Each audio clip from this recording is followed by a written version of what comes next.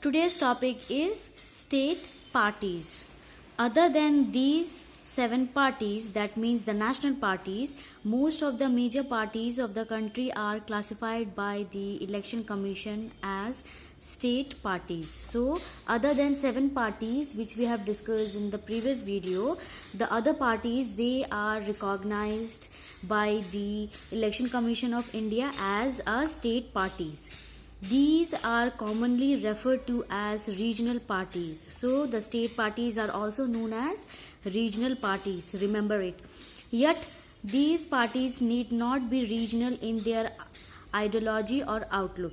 Some of these parties are all India parties that happen to have succeeded only in some state. So in these parties, that means the state or regional parties, they are considered or they have only succeeded a small number of seats in only in some state, not all over the India.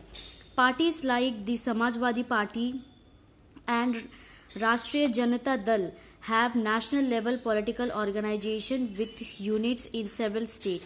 So these 2 parties are the, you can say, parties which are at the national level and they have some units or some seats in several states of India. Some of these parties like Biju Janata Dal, Sikkim Democratic Front, Mizo National Front and Telangana Rashtra Samiti are conscious about their state identity. So these are the famous political party or the state parties which they still they struggle to maintain a state identity in their state, and their main agenda is to secure their identity or their culture with the help of these state parties. Over the last 3 decades, the number and strength of these parties has expanded. So, over the last 3 decades, the strength and the number of these parties have been expanded or become large. These made the Parliament of India politically more and more diverse. So, due to this reason, the Parliament of India had become more diverse. That means had spread in large amount of areas. No one national party is able to secure on its own a majority in the Lok Sabha until 2014.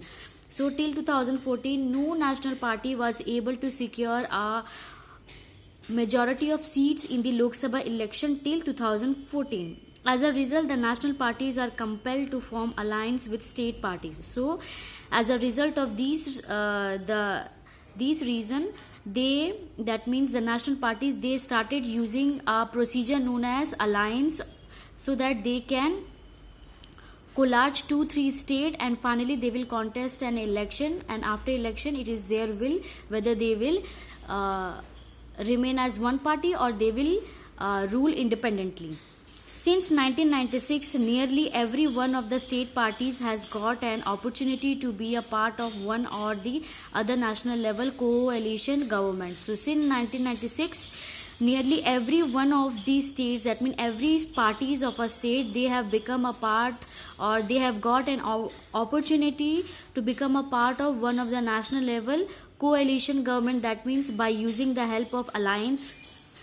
This has contributed to the strengthening of federalism and democracy in our country. So due to the alliance or the coalition government, the federalism and democracy in our country have become more strong. So this is all about national state parties. And here is the regional parties in India.